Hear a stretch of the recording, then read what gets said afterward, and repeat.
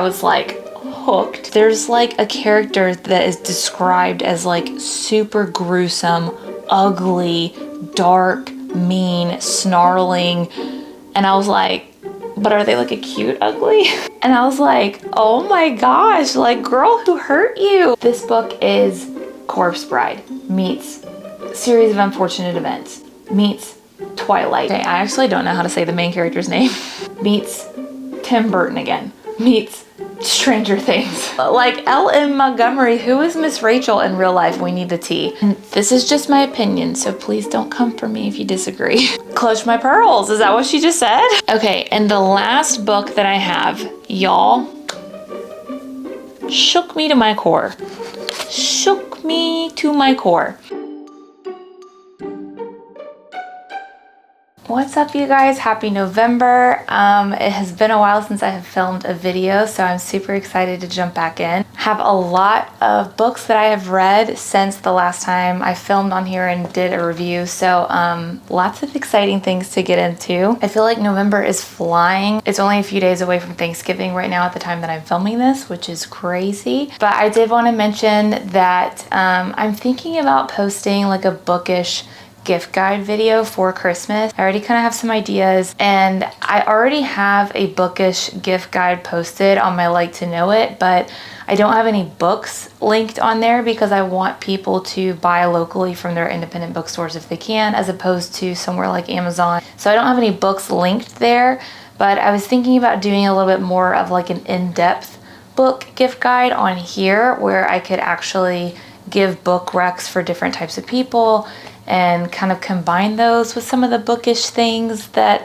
I've got linked on my book gift guide. So let me know if you guys would be interested in something like that. I was thinking about filming that for Christmas, and maybe I'll give you guys a peek at what I currently have on that gift guide at the end of this video. But yeah, you guys can let me know. For now, I want to get into some of the fall books that I've read in September, October, and part of November. I'm currently reading another book right now, but I was kind of like, I need to stop here and do a recent reviews with what I have, because A, it's piling up, and B, I'm gonna start forgetting things. Like I always take notes and stuff while I'm reading for the purpose of these videos, because some of these books I read like at the start of, or at the end of August, start of September. It's about to be December, and my brain is not retained like it used to, okay?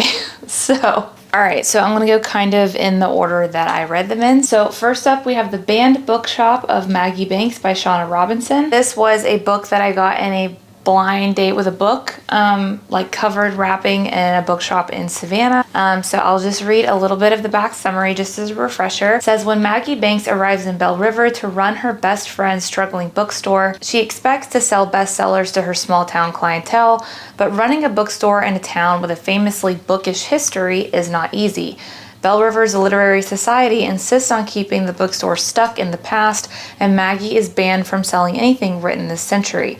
So when a series of mishaps suddenly tip the bookstore toward ruin, Maggie will have to get creative to keep the shop afloat. And I'll stop there because I don't want to read the whole back synopsis in case you don't want any spoilers. And also, these will all be spoiler-free reviews. I don't know if I said that or not. So this got a 3.5 out of 5 stars from me on Goodreads. I thought it was super lighthearted and sweet and cute, but not necessarily a gripping story. But it did have all of like the bookish things that you want in there. Like the plot is oriented around a bookstore in a small town, and the small town like ends up supporting her, and it's very interconnected, and it does feel very like Hallmarky with like, there's like a Grinch person in the town who wants to keep things the same, and then there's the rest of them that want change for the better. It was just a really sweet story, and it was perfect for fall. Like I said, I read this at the end of August, early September, and it was just all of like the fall bookstore vibes. So thought it was a lighthearted, nice little story. Next, I have Anne of Green Gables by L.M. Montgomery, and this beautiful cover is specifically the Rifle Paper Co. cover. I think the illustrations were done by a woman named Anna Bond, and I got this at a used bookstore in Nashville for like super cheap. So love that for me. So y'all, the notes that I have on this book, you scroll a lot in my phone for the notes. I have so many notes. I had so many thoughts. I did end up giving this a 5 star, and I teeter between 4 and 5, but I will tell you why I gave it 5. But before I do that, let me just read a little bit of the summary for those who don't know what it's about. Is there even a summary? I feel like maybe it's so popular that they don't even really have one in here. Wow, I don't think that they do. Okay. All right, well, I'll give my own summary. So the story is about a girl named Anne with red hair who I think she's about 11 when the story starts. And she gets adopted by this older man named Matthew and his sister, who's also an elderly woman named Maria. And they have decided to adopt a child together because they run their family home together. And like I said, they're both elderly and they need help. So they went to adopt a boy. And there was a miscommunication, and when they picked the child up from the train station, saw that they had delivered a girl. They kind of at first were teetering on like, well, do we take her back? We need help around the farm. But then they kind of fall in love with her quirky personality. And that is actually as far as I knew about Anne of Green Gables for a long time before I read this book. Sorry, I just turned the TV down just in case because I didn't know if the fire crackling was like getting picked up on the mic or not. But hopefully the audio is a little bit better now if it was bothering you before. Sorry about that. But yeah, so all I had really heard about the Anne of Green Gables story up before reading this was that she's a chatty, quirky orphan girl that gets adopted by a brother and sister who wanted a boy. That's all I had ever seen up until that point in like TV series and stuff. So I kind of didn't know what to expect for the whole rest of the book. That's like the very beginning of the book, and it's 427 pages, at least in this edition. And I do want to say this book surprised me. I did not think it was going to be a 4 or a 5 for me. Basically, the way that it reads is there are short little chapters, and each chapter kind of feels like a little moment of this girl's life, of a problem that she has, and she overcomes it. And you fly through so many seasons. Like, this book covers ages 11 to 16, I think, maybe even older. And it almost felt, I've never read Little Women, but it reminded me of like the movies Little Women, but like only the high parts, like none of the serious stuff. It was more just like little girl problems that she runs into and then overcomes. And each chapter is just kind of like a fresh new situation that's going on. And at the beginning, when she's younger, like, Anne talks so much. It's literally a personality trait of hers in the book. Like, Maria is always getting on to her for talking too much. And it honestly kind of exhausted me, like, reading all of the dialogue, like just her never-ending trains of thoughts in the book. But then by the end, you know, she's growing up, she's maturing, and you end up like falling in love with all of her quirkiness, kind of in the same way that the characters do. And I did write down in my notes that, like, while yes, a lot of her yammering can get annoying, that you do like end up by the end kind of agreeing with what she's saying, and you end up rooting for her. And even when she's younger, it just seems like a lot of the things that she is talking about, it kind of reminds you of when you were younger, and like when everything is so like 300% serious and dramatic. She very much embodies that, like how I kind of forgotten how I used to feel as a kid, like her age, where all of your feelings are just so big all of the time. And also, one thing I will say that was so, like, it was a pleasant surprise, it caught me off guard. This book has somewhat of a sense of dry humor to it that I was not expecting. Like, the book was written in 1908, and some of the dialogue and some of the situations that happen, you're kind of like, clutch my pearls, is that what she just said? Like, I wrote down a couple of them. I don't think this will spoil anything, but it was just so funny. Something that happens at the beginning is one of the neighbors, Mrs. Rachel, she meets Anne for the first time and calls her ugly and skinny, just like very matter-of-factly. And Anne gets mad, throws a fit, and, you know, stomps off, goes upstairs, which is like very bad, you know, behavior from a little girl in those times. But Maria defends Anne and tells Rachel, like, well, you shouldn't have called her ugly and skinny, basically. And then the author, who, the book is not from Anne's point of view. We have a narrator. And the author says, Mrs. Rachel swept out and away, if a fat woman who always waddled could be said to sweep away. And I was like, oh my gosh, like, girl, who hurt you? Like, L.M. Montgomery, who is Miss Rachel in real life? We need the tea, because that felt a little too real. And there's another moment in the story where Anne and one of her friends kind of get into some mischief, and the friend's mom won't let them play together. And Anne is like talking to Maria and she's like, when I die from grief, bury me with her lock of hair. And Maria's like, I doubt you'll die so long as you keep talking. It's just very like, she's so dramatic and Maria is so unserious, and it's like, get up, come on, you know, like that kind of mentality. And I don't know why, but I just did not expect that kind of dynamic in this old of a book. There's another example. Anne is struggling with geometry and she tells Matthew that it's casting a cloud over her whole life. So yeah, there are just so many pockets of humor like that that were so pleasantly surprising to me and actually did have me giggling at a 1908 written book. One thing I will say that I've never done before is I did stop about halfway through this book and read 2 other books and then came back and finished this one, which I have never done that before. And I think part of it is just that because it does cover such a long time span of her life, and I don't want to say it's monotonous, but it is what I said, where it's just like each chapter is a new little week or a new little month or season of problems, and then they overcome it, and then we go on to the next thing.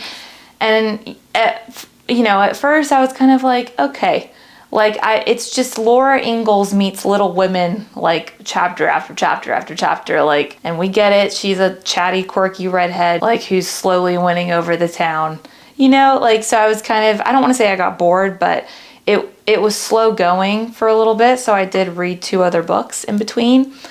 But then once I finished it, I feel like the ending just really like brought it home for me. Like I actually teared up a lot towards the end. You really watch Anne grow up a lot. And the town that she lives in, I don't know if it's called Avonlea, I'm not sure. But the town and the nature and the little pockets of the town itself is almost like its own character brought to life. You get to know different neighbors and stuff individually, but also the community and town of people as a whole are kind of like one big character. And it just kind of was like a sweet reminder of like good people, kind-hearted people like towns that look after one another. And like Anne's faith in God grows throughout the book, which is really sweet too, like to see her prayers and stuff as she's like a little girl. One thing that I wrote down that I still kind of think is true is I feel like there are some people out there who would hate this book because it is so old school in the plot writing, like with everything being idealistic and things kind of tending to always work out for Anne, and like her flaws not really being like horrible flaws, and like her just being, you know, a sweet little orphan girl that wants to like do her guardians proud. I feel like a lot of people would like roll their eyes at that kind of plot today, but just in my opinion, for me, it was honestly just kind of refreshing and nostalgic. It reminded me of something that my mom and I would probably have read together when I was a girl. And I do feel like a lot of kids today, not just from the older generations, could relate to Anne. Like I feel like there's a lot of 11-year-olds out there today that would feel like her and make the decisions that she makes. So I don't really feel like it's outdated, although I think a lot of people would probably say that it is. But like I said, I did tear up at the ending. It was just such a good, like, it's one of those things that just sneaks up on you. Like I said, at the first half, I was kind of like, okay, yeah, like la-di-da-di-da, chapter after chapter, little things happen. But then by the end, like you start seeing the entire picture start coming together, and some major themes throughout her life start kind of coming and wrapping up, and it just sneaks up on you. All these like big momentous things happen, and I did tear up at the end, and it reminded me of that part of You've Got Mail when she's wrapping up, like closing the bookshop, and she's selling her last few books, and somebody who knew her mom when her mom ran the bookstore was like, I remember when your mom gave me Anne of Green Gables. Read it with a box of tissues, she said. I was like, that was me. I was reading it with a box of tissues. So anyways, I gave it a 5. I would definitely recommend, especially if you're wanting a really sweet, wholesome, fun read that kind of, like I said, sneaks up on you and surprises you in the best way. Okay, now for the 2 books that I read in the middle of reading that one. First up, we have The Thursday Murder Club by Richard Osman. I'm actually not going to do a full review on this here because I already did in my book club video. This was our October book club pick.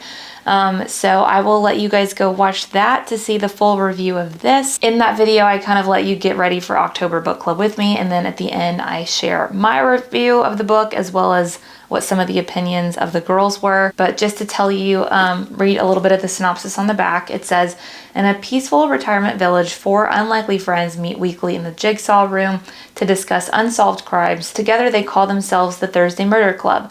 When a local developer is found dead with a mysterious photograph left next to the body, the friends suddenly find themselves in the middle of their first live case. They might be senior citizens, but they are cleverer than most. As the bodies begin to pile up, can our unorthodox but brilliant gang catch the killer before it's too late? I will tell you, this was a really good murder mystery. It was a great October book club pick.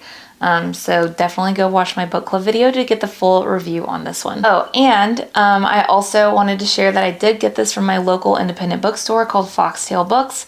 It's actually my hometown bookstore where I grew up and would hang out in high school all the time after school because it was walkable from my old house. So shout out to them. I got this from there, and I actually filmed myself getting it too in a bookstore video, which is also up. I didn't mean to plug all these videos, but that's what's happening. Okay, I just closed the curtains so that I could see because the sun was like blinding me. Okay, the next one is Halloween Party by Agatha Christie. So this was another book that I picked up at Foxtail Bookstore while I was there, and it was a total spur of the moment pickup. I had not heard of this book before. The last and only Agatha Christie that I had read before this was when I was like in middle school. And I think I shared this in one of my other videos, but basically she was trying to get me to push my reading level, and I was reading an Agatha Christie that was a grade above the grade I was in, and I had no idea what was going on. I understood someone died, and that was about it. I didn't understand like any of the other language or anything. So I was very curious to read an Agatha Christie through adult eyes and see how I liked it. And it was October. I think I read this the weekend leading up to Halloween, so it just felt very fitting, very festive. And sometimes I am a sucker for a theme and a beautiful cover, like the way that they had this on the table at Foxtail Books amongst the pumpkins and all the other like murder mystery books. And it was Halloween, it was October when I was in there. I was like, okay, I'll get it. But let me read you the back summary. It says, at a Halloween party, Joyce, a hostile 13-year-old, boasts that she once witnessed a murder. When no one believes her, she storms off home. But within hours, her body is found still in the house, drowned in an apple bobbing tub. That night, Hercule Poirot, okay, I actually don't know how to say the main character's name. I don't know how to say the detective's name. Hercule Poirot, Hercule P. is called in to find the evil presence, but first he must establish whether he is looking for a murderer or a double murderer. So this book got 4 stars from me. I read it in a single weekend. Like I started and finished it in 2 days, which is unheard of for me. And it was a busy, packed weekend. I wasn't just like lounging on the couch for 48 hours. Like the fact that I finished this that weekend when we had so many things going on shows you how much I loved it and how I just could not put it down. Again, without spoiling anything, I just feel like this was a refreshing, like classic murder mystery. I've read a couple like newer murder mystery books, or I don't know if they would technically be considered like mystery or literary fiction or thriller. I'm not really sure. Somebody did die in some of those books. But in some of the newer ones that I've read, there's always something like traumatic that happens, like borderline disturbing, that I kind of think warrants a trigger warning, and most books never have them. And a lot of times, like the traumatic thing that happens is not always even really tied to the plot. It kind of sometimes seems like authors, like newer authors, just put them in there for the sake of being dark. So it was nice to like not have any of that in here and to just kind of like enjoy, I don't want to say a lighthearted murder mystery, but a lighthearted murder mystery without feeling disturbed after reading it. You know what I mean? This is just kind of one of those like old school books where you're like the point of view is from the detective. So you feel like you're figuring things out along with the detective. And I could see why so many of her books have been turned into movies, because I could picture it in my head like a movie. Like you're going from person to person, like interviewing suspect, interviewing this suspect, interviewing this suspect, and then you put it all together and the detective figures it out before you do, and you're like, wait, what does he know that I don't? And then everything gets,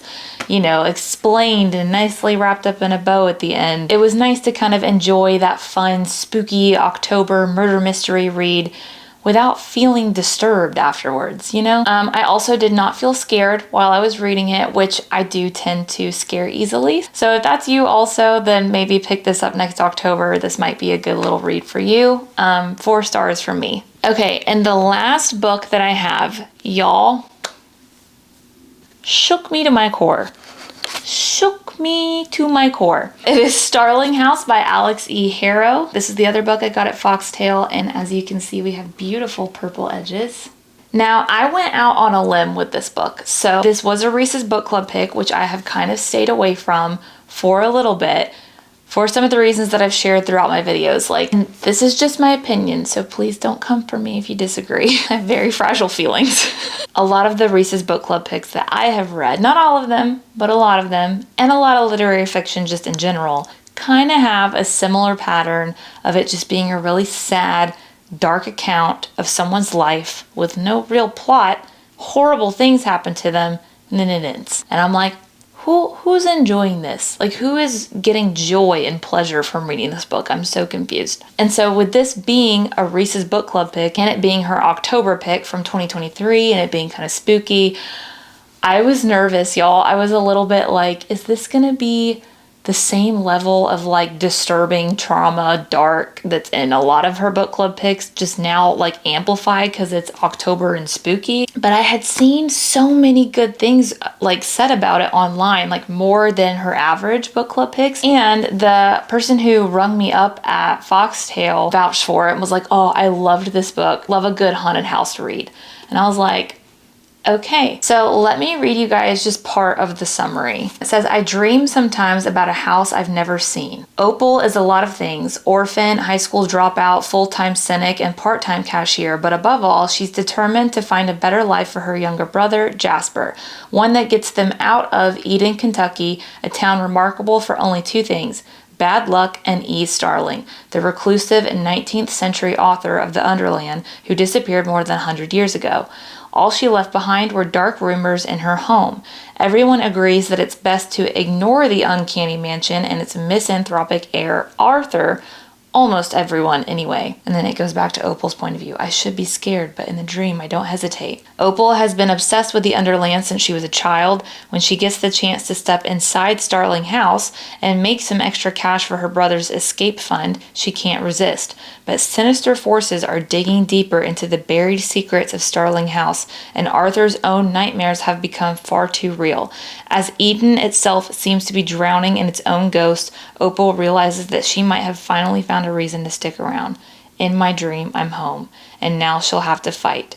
Welcome to Starling House. Enter if you dare. So, y'all, I really cannot stress how much this book surprised me. I gave it a 4, just to make that clear. It surprised me in a good way. I was like hooked. This book is Corpse Bride meets Series of Unfortunate Events meets Twilight meets Tim Burton again meets Stranger Things. I think because so many like RCB picks have been, like I said, I don't want to say boring, it's all subjective, it is kind of my opinion, but they've kind of, a lot of her picks have just kind of been boring, like sad, depressing accounts of a piece of someone's life or all of their life without really like a big plot happening, without like action, without like a story to tell, or without, you know, something like exciting and adventuresome happening. I was shocked at how much action and adventure and plot and mystery and love story, that this had. I was like, I won't spoil anything, but I kind of was like making fun of myself internally towards the beginning, because there's like a character that is described as like super gruesome, ugly, dark, mean, snarling, and I was like, but are they like a cute ugly? Like, not me trying to find a romance in this middle of a spooky horror book. But then I was kind of right. Like on page 90, it says that she notices his bare wrists, and I was like, okay, there's something there. And one thing I do want to point out is it was giving a lot of Tim Burton vibes, and I loved Tim Burton films growing up. Like, I learned how to play one of the Corpse Bride songs on piano in high school. Grew up on Nightmare Before Christmas. I think I had a crush on Jack Skellington when I was like 7. Who didn't? So I say all that because I feel like this book, it sort of like romanticizes what's normally the ugly and the spooky, and uglifies, if I can make that a word, what's normally the beautiful and the socially acceptable. So like, for example, I wrote down a couple of descriptions from the book. It said like something from the house, I think it said it scraped me softly. And normally you would not put scraped and softly together in a sentence, but it's like it scraped her and it was comforting. You know what I mean? Like it just gave me Tim Burton vibes. And then there was like another description. She describes flowers, which are normally like pretty, happy, nice smelling things, right?